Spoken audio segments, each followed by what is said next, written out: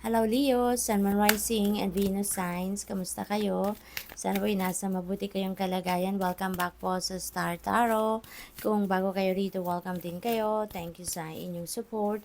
I truly appreciate it. God bless you all. Leo, pauna mensahe po ninyo, I know. Ayan. So, siguro, meron kayong makakausap or kakausapin ngayon and maybe you are going to say no to that person. Or, pwede rin naman na kayo yung makaka-receive ng no answer, no? Maaaring kayo yung sasabihan ng no sa ngayon.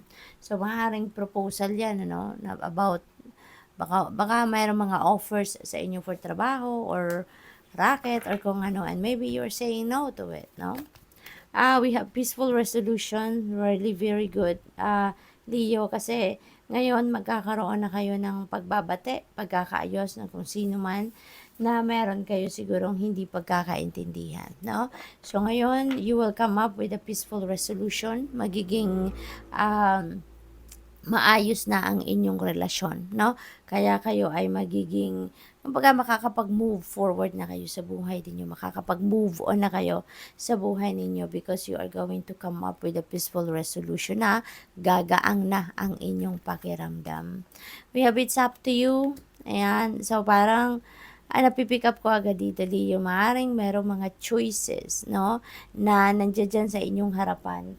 At parang binibigyan kayo ng pagkakataon ngayon ng universe to choose kung alin yung gugustuhin ninyo, kung alin yung kukunin ninyo, kung alin yung pipiliin ninyo, no? Yun ang napipick up ko dito.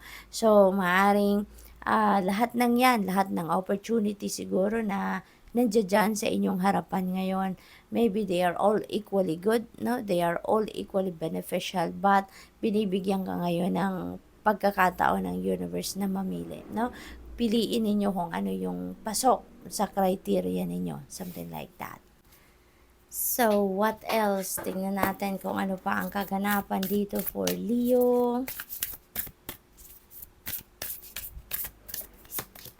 We have summer bask in joy and light. Napakaganda, Leo. Maaaring dahil sa pagbabate, sa pagkakaayos, pagkakapatawaran ninyo na kung sino man dito ang meron kayong hindi pagkakaintindihan, you know, because of that, pagkakaayos ninyo, maaaring talagang ikakasaya ng puso ninyo yan. Kaya you're going to bask in joy and light, which is really good. Kasi mas magaang na ang inyong pakiramdam, mas magiging maaliwalas na din ang inyong pag-iisip dito. So this is really a good sign.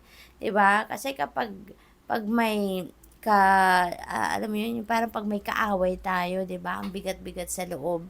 At saka parang laging merong bumubulong sa tenga natin, 'di ba? Na hindi natin mawari. Kaya maaaring sa ngayon totally no malilinis na yung puso at isip ninyo, magkakaroon na ng kalinawan ng lahat, magkakaroon na ng kaluwagan sa inyong pakiramdam, no? Kaya this is really beautiful.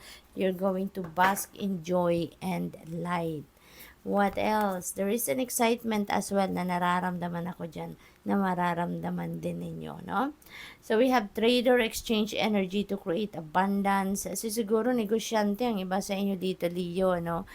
Posible na related dito sa negosyo. Maaring meron kayong mga negosyong itatayo sa ngayon or maaring meron kayong offer para magnegosyo or probably meron ditong racket na papasukin kayo, no? So, maaaring gano'n, pagkakakitaan ninyo ito. So, what else for Leo? We have shapeshifter, transform and avail your gifts. Ayan. So, parang panahon na to ngayon din para sa inyo, na-embrace nyo na ng buong buo kung ano man ang mga gifts ninyo, no? Kasi maaaring yan ang panawagan sa inyo ng universe ngayon. Baka meron ng siguro ang iba sa inyo, Leo, maybe you already have figured out kung ano yung purpose in life ninyo sa ngayon, kung ano yung mission ninyo sa buhay sa ngayon, ano?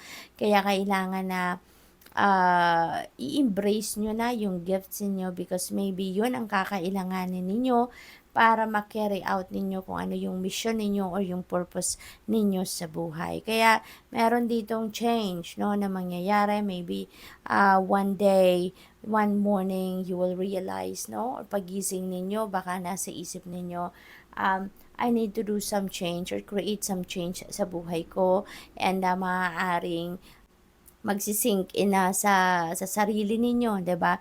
Na i-embrace niyo na yung kung ano man ang gifts na meron kayo, because it feels like siguro alam ninyo na meron kayong mga gifts, at maybe hindi lang ninyo yan for the longest time, siguro hindi niyo lang yan ina-acknowledge, hindi ninyo parang hindi ninyo ini-embrace, no?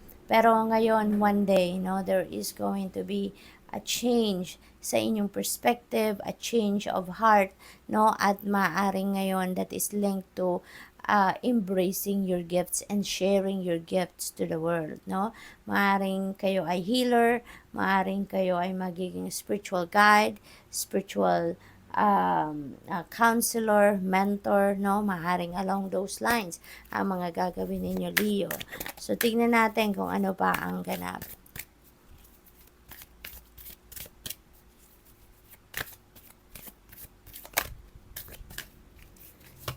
So, we have Horus Cosmic Gateway. Sabi dito, your thoughts are magnetic and powerful. Miraculous changes are occurring. Ayan na nga. You're going to transform into something different, no? Into something better than you expected, no? Taurus, siguro para meron ditong personal transformation na magaganap, and that could be linked dyan sa pag-unveil ninyo ng inyong mga gifts.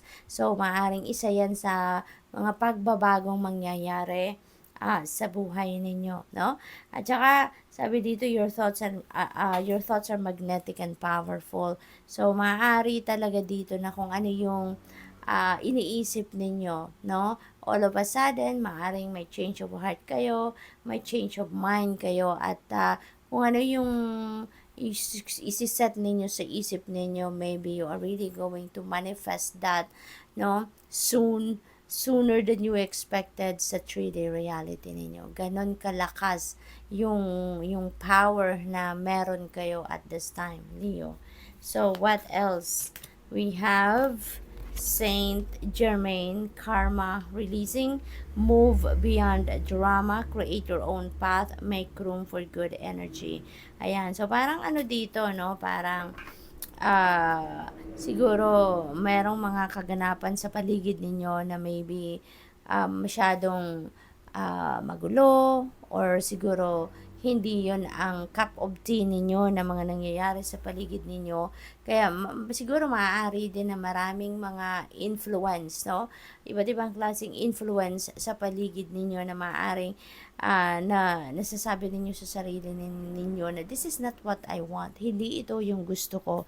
Hindi ako komportable sa ganito. Kaya you are going to make your own or you are going to focus on your own, 'di ba, na mga gustong mangyari sa buhay ninyo, or mas gusto ninyong sundin kung ano yung mga naiisip ninyo, rather than being influenced by kung ano ang nangyayari sa paligid ninyo, or rather than influenced by mga sinasabi sa inyo ng ibang tao.